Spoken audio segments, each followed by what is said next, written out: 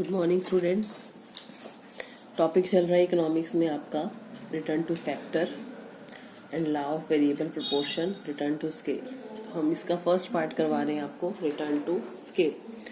Theory भी इसी में एक्सप्लेन कर दूंगी क्योंकि साथ साथ ग्राफ भी बताना है, तो ओनली थ्योरी से काम नहीं चलेगा, तो साथ साथ ग्राफ और टेबल्स भी देखिए इसकी आप। तो रिटर्न टू फैक्टर क्या है, ये पॉइंट नंबर 1 शॉर्ट रन में एप्लीकेबल है, ठीक है, अल्पकाल में,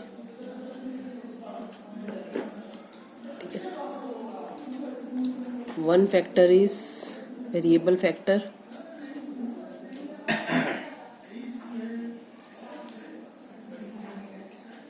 remaining are fixed.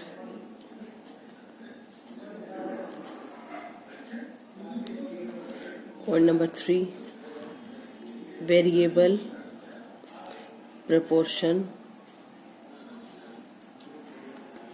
type production function इस पे एप्लीकेबल होता है। क्लियर, ठीक है। ये तीन इसकी खास बातें हैं। When the input of one factor is increasing while other remaining constant, then the proportion between the factors is altered। जब एक फैक्टर का रेशो बढ़ाया जाए और बाकियों को कांस्टेंट रखा जाए तो प्रोपोर्शन चेंज होता है। मान लेते हैं दो फैक्टर्स हैं, लैंड और लेबर। लैंड फिक्स है, लेबर वेरिएबल है, ठीक है। लैंड एंड लेबर तो फैक्टर है, लैंड को फिक्स कर दिया, लेबर चेंजिंग कर दी, तो रेशो देखिए 1:1, 1:2, 1:3, 1:4, 1:5। रेशो चेंज हो रहा है, ठीक है, जबकि लैंड कांस्टेंट है। तो इस प्रोपोर्शन में चेंज होने पर जो टोटल प्रोडक्शन है वो इनिशियली स्टार्टिंग में तो बढ़ेगा, इंक्रीजिंग रेट पे बढ़ेगा। तो firstly increasing at increasing rate, क्या चीज, प्रोडक्शन इंक्रीजिंग रेट। सेकेंडली बढ़ेगा बट रेट कांस्टेंट हो जाएगा, इंक्रीजिंग एट कांस्टेंट रेट।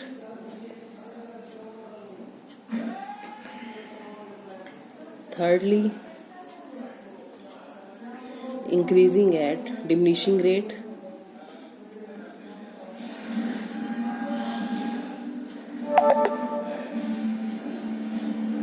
और मे बी प्रोडक्शन घटना स्टार्ट हो जाए, ठीक है।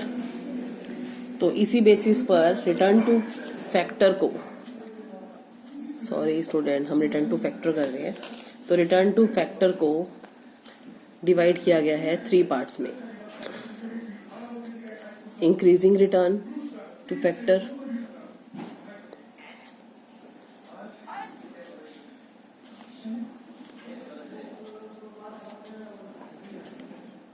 Constant return to factor,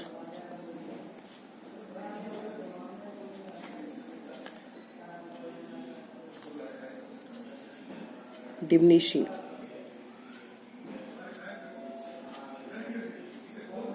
return to factor. तो 3 ये हमारे पास लॉज आ जाएंगे, ठीक है। तो फर्स्ट लॉ करते हैं increasing return.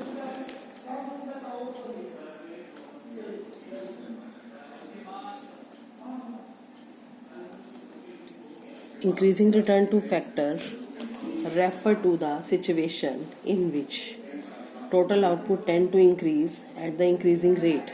First situation student कि total output बढ़ता है increasing rate पर, ठीक है। When more of the variable unit is combined with the fixed factor, तो जब fixed factor के साथ variable factor की यूनिट को इंक्रीज किया जाए, इस सिचुएशन में मार्जिनल प्रोडक्ट भी बढ़ता है। और अगर कॉस्ट का पॉइंट ऑफ व्यू देखें तो कॉस्ट कम होनी स्टार्ट हो जाती है। इसका मतलब जब फिक्स फैक्टर के साथ वेरिएबल फैक्टर के कॉम्बिनेशन को इंक्रीज किया जाता है तो इनिशियली हमारा जो प्रोडक्शन होता है वो इंक्रीजिंग रेट पर बढ़ता है और माइनर प्रोडक्ट भी बढ़ता है, और माइनर कॉस्ट का पॉइंट देखें तो वो कम होगा। तो माइनर प्रोडक्ट को बढ़ता हुआ दिखा देते हैं। ये मैंने 5 का टेबल फॉलो कर लिया, माइनर प्रोडक्ट बढ़ रहा है। Total product 5, 15, 30, 50, 75।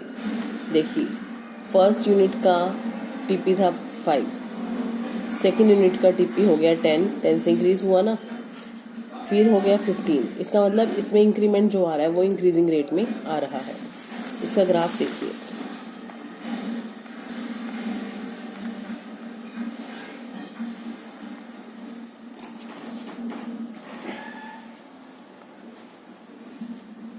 यहाँ पे आएगा हमारा वेरिएबल फैक्टर और यहाँ पे टीपी।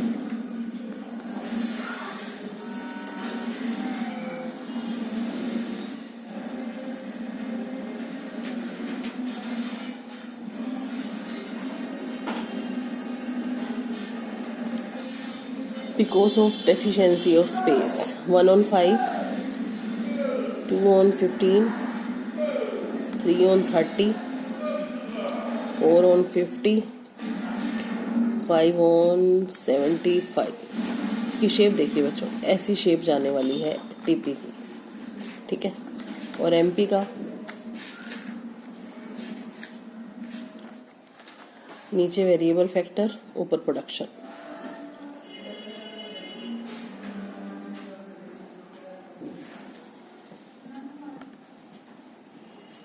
अब एमपी तो इंक्रीज ही हो रहा है, 5, 10, 15, 20, तो बिल्कुल स्ट्रेट लाइन जाएगी एमपी की इंक्रीजिंग, पॉजिटिव, ठीक है। नेक्स्ट है constant return to factor. Constant return to factor.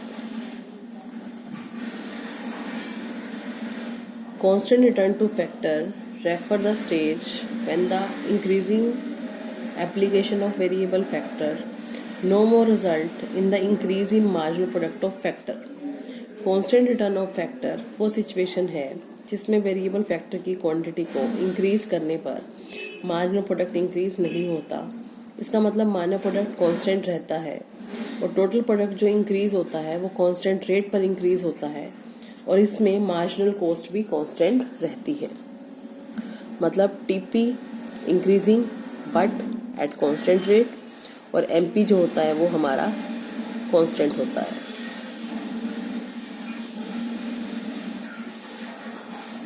MP को कांस्टेंट कर दिया, ठीक है। तो टीपी इंक्रीज तो हो रहा है but every time with the 5 units, ठीक है।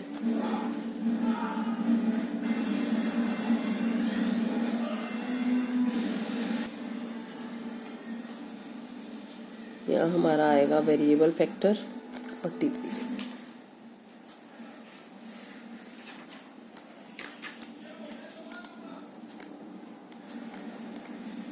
वन ऑन 5, 2 on 10, बिल्कुल स्ट्रेट लाइन जाएगी टीपी, क्योंकि कांस्टेंट रेट पे जा रहा है, और एमपी कांस्टेंट हो जाएगा।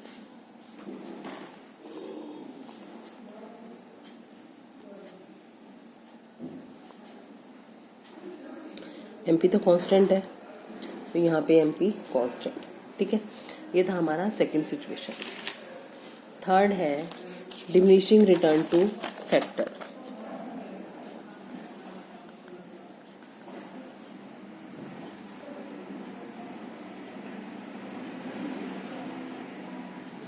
अब ये वो सिचुएशन है जिसमें टीपी बढ़ेगा डिक्रीजिंग रेट पर और शायद कम होना भी स्टार्ट हो जाए, और एमपी हमारा घटता हुआ 0 होकर नेगेटिव हो जाएगा।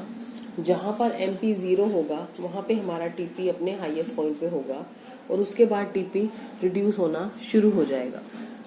बुक में से डेफिनेशन देख लीजिए।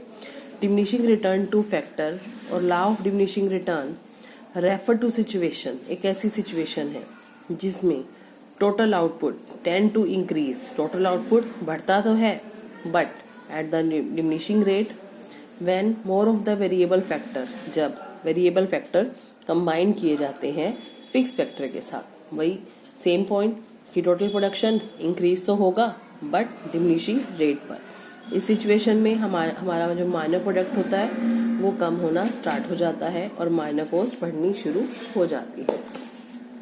टेबल देखिए इसकी, land, labour, TP, MP, land fix, जो मैंने आपको पिछली वीडियो में ग्राफ दिखाया था टेबल, इसको डिमिनिशिंग दिखाना है एमपी को, तो मैंने 5 का ही टेबल लिया but in the reversing form. 15। अब देखिए ये टीपी बढ़ तो रहा है बट बढ़ने का रेट क्या है, पहले 10 इंक्रीज हुआ, फिर 5 इंक्रीज होना बंद हो गया और डिक्रीज होना स्टार्ट हो गया। जहां एमपी 0 है टीपी हाईएस्ट है। इसका ग्राफ देखिए कैसा बनेगा।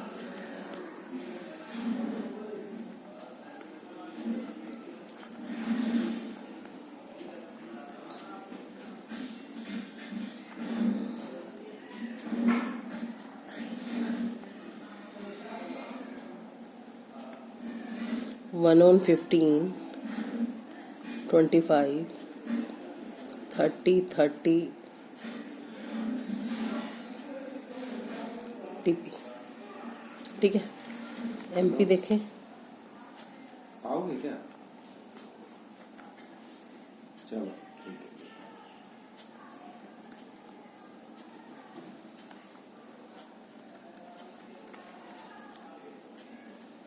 एमपी है 15, 10, 5, 0 नेगेटिव। ठीक है, ये हमारा डिमिनिशिंग रिटर्न टू फैक्टर। ये जो 3 लॉस आपको बताए गए हैं, ये लॉस प्रोडक्शन के तब यूज होते हैं जब हमारे सभी फैक्टर फिक्स होते हैं और सिर्फ कोई एक फैक्टर को हम वेरिएबल फैक्टर लगाते हैं। ये हमारा शॉर्ट टर्म का एनालिसिस है। बेसिकली ये एग्रीकल्चर पर एप्लीकेबल होता है जहां पर मैन मेड मशीनरी का इस्तेमाल किया जाए। अगर मशीन खराब हो जाए तो उसका रिप्लेसमेंट हो जाता है। ठीक है, मशीन फिक्स एसेट्स में आती है but still man made products के ऊपर ये लॉ नहीं लगता क्योंकि रिप्लेसमेंट हो जाती है। एग्रीकल्चर एक ऐसा सेक्टर है जहां पे जो लैंड है वो लैंड एज इट इज रहने वाली है, नेचर कंसंट्रेट उस पर अफेक्ट करते हैं, तो जो डिमिनिशिंग रिटर्न्स है वो एग्रीकल्चर पे ज्यादा एप्लीकेबल होते हैं। क्लियर? इसके अलावा मैं आपको बता रही थी कि पिछली वीडियो में जो मैंने आपको ग्राफ करवाया था वो कुछ इस तरह का ग्राफ था। देखिए,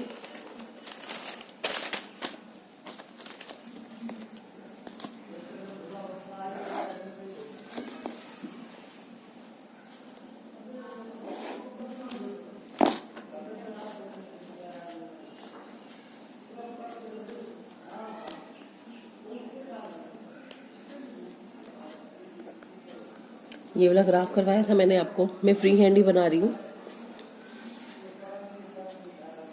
और उसका ये शेप आया था। ठीक है, ये देखिए, शेप को ध्यान से देखिए, ये शेप दिख रहा है आपको, शेप कैसा जा रहा है इसका स्लोप। ये हमारा इंक्रीजिंग रिटर्न का शेप है एज इट इज। ठीक है, इसके बाद ये ऊपर वाला जो शेप आएगा यहां तक का, ठीक है, ये हमारा कांस्टेंट रिटर्न हो जाएगा कि रिटर्न कांस्टेंट हो चुके हैं। और इसके बाद ये डिमिनिशिंग रिटर्न, मतलब टीपी, एपी, एमपी को जब हम आपस में एक्सप्लेन कर रहे थे, कनेक्ट कर रहे थे, रिलेशन दिखा रहे थे, तो उसी के 3 पार्ट्स में कन्वर्ट करके रिटर्न टू फैक्टर को एक्सप्लेन किया गया है। ठीक है, बस एक्सप्लेनेशन का वे अलग हो गया। इसमें तो हमने ये बताया कि up to the 3 unit of labour with the fix factor increasing return मिल रहे हैं। फिर यहाँ पर हमारा टीपी हाईएस्ट हो गया, एमपी 0 हो गया था और इसके बाद टीपी ने घटना स्टार्ट कर दिया, एमपी नेगेटिव हो गया। इस तरह से एक्सप्लेन। वहां पे 3 लॉस बताए गए हैं, increasing return, diminishing return, constant return. और इनके जो कॉजेज दिए गए हैं वो कॉजेज यही है कि जब फिक्स फैक्टर के साथ वेरिएबल फैक्टर को यूज करते हैं तो एक लिमिट तक फिक्स फैक्टर को जब तक पूरा यूटिलाइज नहीं किया जाता तब तक प्रोडक्शन बढ़ता है और उसके बाद कांस्टेंट होकर घटना स्टार्ट हो जाता है। मतलब हमें नए फिक्स फैक्टर की आवश्यकता होती है और अगर हमें फिक्स फैक्टर को सब्स्टिट्यूट नहीं करते तो वो डिमिनिशिंग रिटर्न पर आ जाता है। लेकिन अगर आपके पास फिक्स फैक्टर का सब्स्टिट्यूशन आ जाता है तो डिमिनिशिंग रिटर्न में नहीं आएंगे, हम अपने सेकंड में मतलब कि कांस्टेंट रिटर्न पे चलते रहेंगे और हाईएस्ट पोजीशन पर जाना चाहेंगे। तो स्टूडेंट ये था हमारा रिटर्न टू फैक्टर। ठीक है, ये हमारा फर्स्ट क्वेश्चन है 7 चैप्टर का लॉ ऑफ प्रोडक्शन का। ओके स्टूडेंट्स, नोटबुक में नोट कर लीजिएगा और ग्राफ की प्रैक्टिस कर लेना। Thank you.